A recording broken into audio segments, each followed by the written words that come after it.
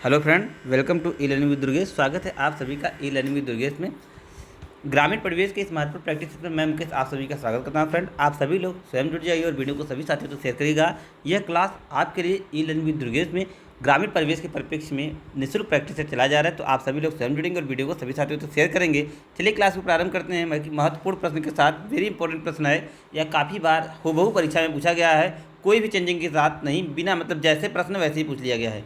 पूछा गया है कि किस संशोधन के द्वारा पंचायतों को संवैधानिक दर्जा प्राप्त हुआ गया है। जी हाँ फ्रेंड, किस संशोधन द्वारा पंचायतों को संवैधानिक दर्जा प्राप्त हुआ है। पिछले लेक्चर में हम लोग इस पर डिस्कस कर चुके हैं।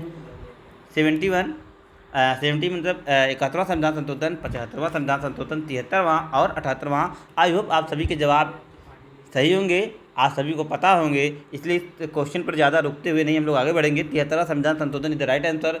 73वां संविधान संशोधन 1992 यह इस क्वेश्चन का बिल्कुल सही जवाब है।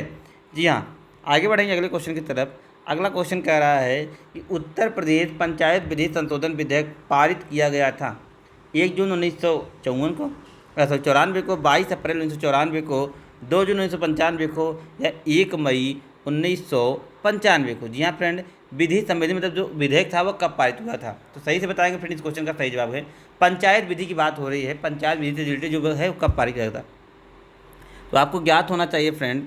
यह जो था यह 22 अप्रैल 1994 को पास हुआ था। विकल्प नंबर 20 क्वेश्चन का बिल्कुल सही जवाब है। जी हाँ, be the right answer, 20 question का बिल्कुल सही जवाब है। आगे बात करेंगे, कृषि दुर्घटना बीमा की शुरुआत कब हुई थी। कृषि दुर्घटना बीमा जो है आरंभ कब हुआ था। 5 अक्टूबर 2004 को, 5 अक्टूबर 2005 को या 5 अक्टूबर 2010 को या 5 अक्टूबर 2004 को। आंसर कमेंट करेंगे, सॉरी 2 अक्टूबर 2004 को।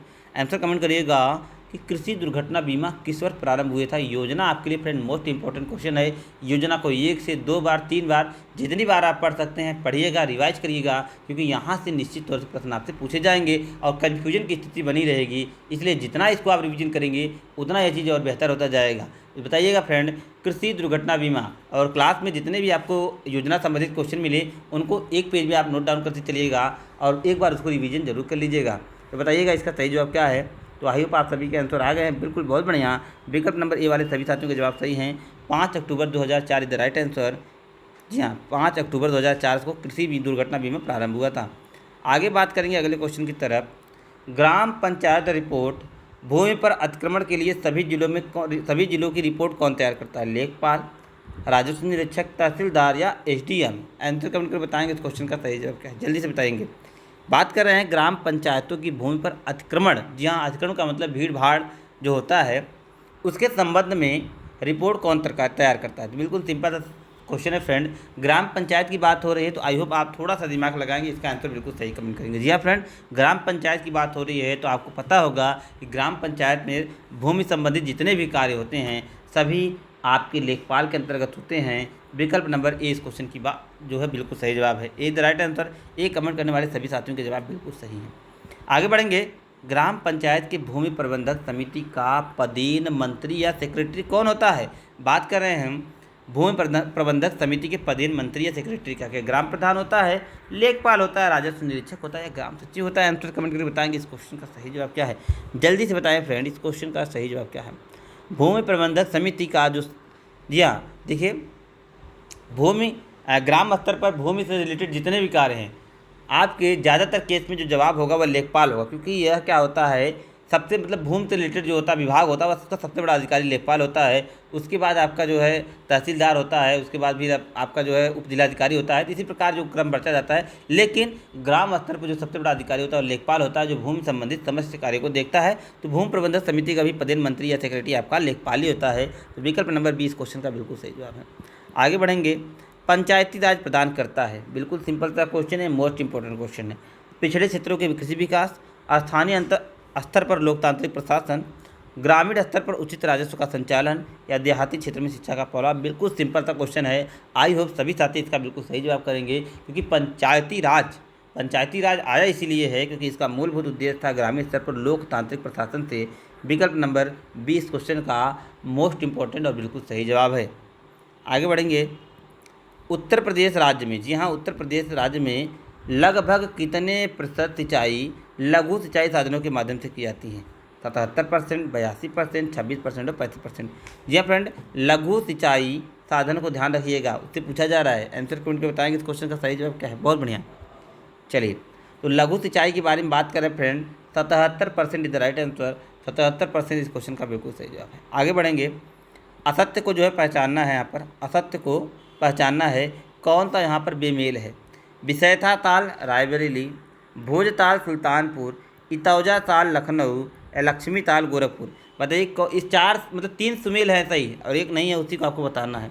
तो देखिए, बिसैथा ताल रायबरेली बिल्कुल सही है, भोज ताल सुल्तानपुर बिल्कुल सही है, इतौजा ताल लखनऊ बिल्कुल सही है, लक्ष्मी ताल गोरखपुर यह सुमेलित नहीं है, इसलिए यही इस क्वेश्चन का गलत जवाब है, यह असत्य है। और लेकिन हमारे क्वेश्चन के हिसाब से असत्य ही पूछा गया है, इसलिए विकल्प नंबर डी इस क्वेश्चन का बिल्कुल सही जवाब हो जाएगा। आगे, भारत किसके चुनाव में आरक्षित स्थानों के चक्रानुक्रम से भरे जाने का प्रावधान है? लोकसभा के चुनाव में, राज्यसभा के चुनाव में, विधानसभा के चुनाव में, पंचायती राज के चुनाव में। जी हाँ, आरक्षित स्थानों को चक्रानुसार भरे जाने का प्रावधान किसमें है? तो आप सभी को यदि जानकारी है तो ठीक है, यदि नहीं जानकारी तो आप लोग सभी को लोग ये जानते रहिएगा कि पंचायती राज के स्तर में जो होता है वह आरक्षित स्थानों के आधार पर जो है चुनाव की प्रक्रियाएँ करी जाती हैं और चक्रानुक्रम भरे जाते हैं। विकल्प नंबर डी इस क्वेश्चन का बिल्कुल सही जवाब है। आगे बढ़ेंगे। थारुओं के प्रातःकाल के भोजन को क्या कहते हैं? इंपॉर्टेंट क्वेश्चन है फ्रेंड, इस पर लगाइएगा स्टार। जनजाति का रिलेटेड क्वेश्चन है कि थारुओं के प्रातःकाल के भोजन को क्या कहते हैं? कलेवा, बासी, नाश्ता या बेरी। बताइएगा। थारू जो जनजाति है वह अपने प्रातःकाल के भोजन को क्या कहती है? बहुत ही अच्छा क्वेश्चन है फ्रेंड, आंसर कमेंट करिएगा सभी लोग। बहुत बढ़िया। थारू जो प्रातःकाल के जो भोजन उनका होता है उनको वो कलेवा कहते हैं। याद रखिएगा, थारू प्रातःकाल के भोजन को आप लोग जैसे हम लोग ब्रेकफास्ट या नाश्ता कहते हैं, उसी प्रकार जो थारू जनजाति है वह इसको कलेवा कहती है। कुछ क्षेत्रों में आजकल ये बोला जाता है, जो थारू जहाँ जनजाति है वहाँ कलेवा भी कहते हैं। विकल्प नंबर ए इस क्वेश्चन का बिल्कुल सही जवाब। आगे, पृथ्वी की ऊपरी परत से प्राप्त होने वाली असंगठित पदार्थों को क्या कहते हैं? खनिज, कोयला, मृदा, इनमें से कोई नहीं। बताइए इस क्वेश्चन का सही जवाब क्या है कि पृथ्वी के ऊपर जो असंगठित पदार्थ मिलते हैं उन्हें क्या कहते हैं? तो सभी को ज्ञात होना चाहिए कि पृथ्वी के ऊपर जो असंगठित पदार्थ मिलते हैं उन्हें मृदा कहते हैं, क्योंकि इसमें क्या होता है, विभिन्न पदार्थों की जो मात्रा होती है वह विखंडित रूप से फैली होती है। इसलिए विकल्प नंबर 30 क्वेश्चन का बिल्कुल सही जवाब हो जाएगा। आगे, पंचायती राज संस्थाओं में महिलाओं तथा दुर्बल वर्गों के अधिक प्रतिनिधित्व के समर्थक थे? लाल बहादुर शास्त्री, जवाहरलाल नेहरू, मोरारजी देसाई या राजीव गांधी। बताइएगा फ्रेंड इस क्वेश्चन का सही जवाब क्या है कि पंचायती राज संस्थाओं में महिलाओं तथा दुर्बल वर्गों के अधिक प्रतिनिधित्व के समर्थक कौन थे? जी हाँ फ्रेंड, महिलाओं और दुर्बल वर्गों के जिन्होंने सबसे ज़्यादा प्रतिनिधित्व किया था फ्रेंड वह हैं आपकी राजीव गांधी। जी हाँ फ्रेंड, राजीव गांधी ने पंचायती राज व्यवस्था में महिलाओं तथा दुर्बल वर्गों के सबसे अधिक प्रतिनिधित्व की बात की थी।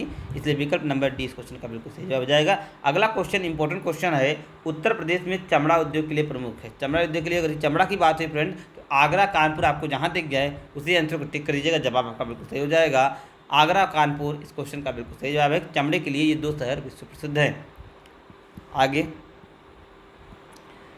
देखिए संविधान के भाग दिए गए हैं और उससे रिलेटेड जो है आपको बताना है कौन सा किससे सम्मिलित नहीं है, ध्यान दीजिएगा। भाग 15 निर्वाचन बिल्कुल सही है, भाग 9 पंचायत बिल्कुल सही है, भाग 17 जी हाँ फ्रेंड, भाग 17 हाँ भाग 17 ठीक पूछा जा रहा है कौन सा सही नहीं है। तो आपका देखिए भाग, जी हाँ चलिए, भाग आपका देखिए 15 जो है निर्वाचन होता है, 15 इसको लिख देते हैं थोड़ा सा, 15। भाग 9 आपका पंचायत होता है, भाग 17 राजभाषा ये गलत है, भाग 18 आपात उद्बंध ये सही है, ठीक है। भाग 18 ये देखिए भाग 16 है, सॉरी भाग 16 है, भाग 17 राजभाषा है, यहाँ पे त्रुटि है, भाग 16 राजभाषा नहीं भाग 17 राजभाषा है, यहाँ पर जो त्रुटि हुई है इसलिए विकल्प नंबर सी में हुई है। तो विकल्प नंबर सी क्वेश्चन का बिल्कुल सही जवाब है। बाकी भाग 15 निर्वाचन सही है, भाग 9 पंचायत सही है, जो गलत है यहाँ पर भाग 16 राजभाषा नहीं भाग 17 राजभाषा है, इसलिए हमारा जवाब जो है बिल्कुल गलत है।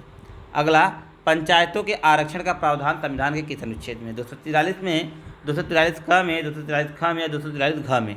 तो पंचायतों के आरक्षण की बात, पंचायतों के जो आरक्षण की बात है फ्रेंड वह अनुच्छेद 243 डी अर्थात घ में की गई है। विकल्प नंबर डी इस क्वेश्चन का बिल्कुल सही जवाब है। आगे, निम्नलिखित में से कौन सा उत्तर प्रदेश राज्य के अधीनस्थ न्यायिक सेवा के रूप में कार्य करता है? इटावा जिला न्यायालय, अयोध्या जिला न्यायालय, बलिया जिला न्यायालय या गाजीपुर जिला न्यायालय? आपको ज्ञात होना चाहिए कि उत्तर प्रदेश का, जी हाँ, उत्तर प्रदेश का इटावा जिला न्यायालय एक ऐसा न्यायालय है जो अधीनस्थ न्यायिक सेवा के रूप में काम करता है। विकल्प नंबर ए इस क्वेश्चन का बिल्कुल सही जवाब होगा। आगे बढ़ेंगे अगले क्वेश्चन की तरफ। पंचायती राज के चुनावों में राजनीतिक दलों को खुले तौर पर चुनाव चिन्ह के आधार पर भाग लेने का सुझाव किस समिति ने दिया था? बलवंत राय मेहता, अशोक मेहता, सादिक अली समिति या इनमें से कोई नहीं? जी हाँ फ्रेंड, चुनाव चिन्हों के आधार पर यह मत है, तो आपको ध्यान देना होगा इसका सही जवाब क्या हो जाएगा। जी हाँ फ्रेंड, चुनाव चिन्हों के आधार पर भाग लेने का सुझाव सर्वप्रथम अशोक मेहता समिति 1977 में इन्होंने जो है ये बात कही थी। याद रखिएगा, 1977 में अशोक मेहता समिति ने अपनी रिपोर्ट सौंपी थी और उन्होंने 2 स्तरीय शासन व्यवस्था की बात की थी, जिसमें इन्होंने पहला पंचायत स्तर और दूसरा जिला परिषद स्तर की बात की थी। विकल्प नंबर 20 क्वेश्चन का बिल्कुल सही जवाब है। आगे बढ़ेंगे। उत्तर प्रदेश में किस प्रकार की फसलें और किस प्रकार की मिलें सर्वाधिक हैं? किस प्रकार की मिलें सर्वाधिक हैं? इस्पात, बेलनी, कपड़ा, चावल, चीनी? बिल्कुल सिंपल क्वेश्चन है। आई होप आप सभी के जवाब बिल्कुल सही होंगे। आप सभी को पता है उत्तर प्रदेश गन्ना उत्पादन में सर्वप्रथम स्थान रखता है। गन्ना उत्पादन यहाँ पर सबसे ज़्यादा होता है, इसलिए चीनी मिलों की संख्या जो होती है वो सबसे ज़्यादा है। विकल्प नंबर डी इस क्वेश्चन का बिल्कुल सही जवाब है। आगे बढ़ेंगे।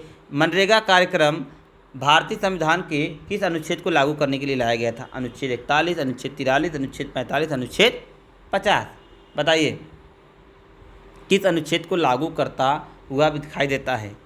जी हाँ फ्रेंड, सभी को काम के लिए अनुच्छेद 43 है आपका। विकल्प नंबर 20 का बिल्कुल सही जवाब है। आगे, निम्नलिखित में से कौन सा भारतीय 73वें संविधान संशोधन के अंतर्गत सम्मिलित नहीं है? देखिए भैया, जिला पंचायत सम्मिलित है, क्षेत्र प्रधान सम्मिलित है, ग्राम पंचायत सम्मिलित है। जो नहीं है वो आपका नगर पंचायत है। तो विकल्प देख लेते हैं 1, 2, 3 जिसमें है 1, 2, 3। तो विकल्प नंबर 20 का बिल्कुल सही जवाब है। नगर पंचायत इसके अंतर्गत सम्मिलित नहीं है। 73वें में आपका केवल जिला पंचायत, ग्राम पंचायत और क्षेत्र पंचायत है, जबकि नगर पंचायत की बात 74वें संविधान संशोधन में की है। इसलिए विकल्प नंबर 20 क्वेश्चन का बिल्कुल सही जवाब हो जाएगा। आगे, स्वाधार योजना क्या है? जी हाँ फ्रेंड, स्वाधार योजना क्या है? अद्वितीय पहचान हेतु, पुरुषों हेतु स्वरोजगार, कठिन परिस्थितियों में महिलाओं के लिए या वरिष्ठ नागरिकों के साझा गृह व्यवस्था के रूप में? बताइए फ्रेंड, स्वाधार योजना क्या है? आंसर कमेंट करेंगे। इस क्वेश्चन का सही जवाब क्या है? स्व आधार योजना क्या है? जल्दी से बताएंगे स्व आधार योजना क्या है? फटाफट आंसर कमेंट करके बताएंगे इस क्वेश्चन का सही जवाब क्या है। स्व आधार योजना का संबंध कठिन परिस्थितियों में महिलाओं से है। या फ्रेंड, कठिन परिस्थितियों में महिलाओं के लिए शुरू की गई योजना से रिलेटेड है। विकल्प नंबर सी इस क्वेश्चन का बिल्कुल सही जवाब है। आगे बढ़ते हैं। उत्तर प्रदेश में निम्नलिखित जिलों में से किसका क्षेत्रफल सर्वाधिक है? तो भैया, सबसे ज़्यादा सर्वाधिक जो क्षेत्रफल है फ्रेंड वो लखीमपुर खीरी का। याद रखिएगा, मोस्ट इंपॉर्टेंट क्वेश्चन, इस पर लगाइएगा मेरे साथ स्टार। यह क्वेश्चन आपसे डेफिनेटली पूछा जा सकता है कि उत्तर प्रदेश में किन जिलों का क्षेत्रफल सर्वाधिक है? तो लखीमपुर खीरी का यहाँ याद रखिएगा, बहुत ही इंपॉर्टेंट क्वेश्चन है। आगे बढ़ेंगे। हदबंदी का मुख्य उद्देश्य है मूल गाटा को संकुचित करना, मूल गाटा को विस्तारित करना, मूल गाटा को मौके पर पुनः स्थापित करना, ये इनमें से कोई नहीं। हथबंदी पूछा जा रहा है फ्रेंड, हथबंदी। तो हथबंदी का जो संबंध होता है, जी हाँ फ्रेंड, हथबंदी का जो संबंध होता है वह आपके मूल गाटा के मौके को पुनः स्थापित करना होता है। विकल्प नंबर सी इस क्वेश्चन का बिल्कुल सही जवाब है। मूल गाटा के मौके को पुनः स्थापित करना होता है। विकल्प नंबर सी इस क्वेश्चन का बिल्कुल सही। अगला, गुनिया किसकी बनी होती है?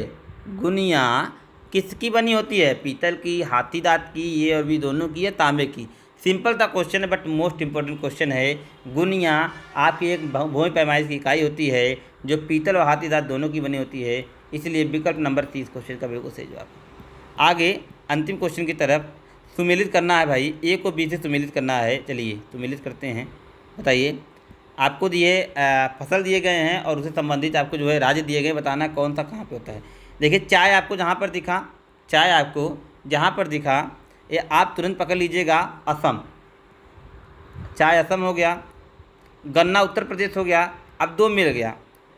पहले दो से तलाश करते हैं कि डी का जो है, डी का पहला किसी में नहीं है, बाकी सॉल्व करने की ज़रूरत नहीं है। इसी प्रकार से आप स्मार्ट तरीके से क्वेश्चन का आंसर दे सकते हैं। केवल एक पता है, बाकी आप सारा आसानी से आंसर दे सकते हैं। कभी कभी किसी क्वेश्चन में ये पेचीदा होता है कि 2-3 ऑप्शन मैच कर जाते हैं, लेकिन बाकी 1-2 से आप जो है आंसर का सॉल्व कर सकते हैं। बाकी सारा मैच करा दीजिए। अब देखिए, रबड़ आपका जो जाएगा चलिए, ए का 4 है ना, हाँ, जूट आपका पश्चिम बंगाल और रबड़ आपका केरला। तो विकल्प नंबर ए इस क्वेश्चन का बिल्कुल सही जवाब है। तो ये था फ्रेंड आज का आपका क्लास। आई होप आप लोगों ने क्लास को एंजॉय किया होगा। चलिए मिलते हैं अगले लेक्चर में, तब तक के लिए best of luck. Thank you. Good.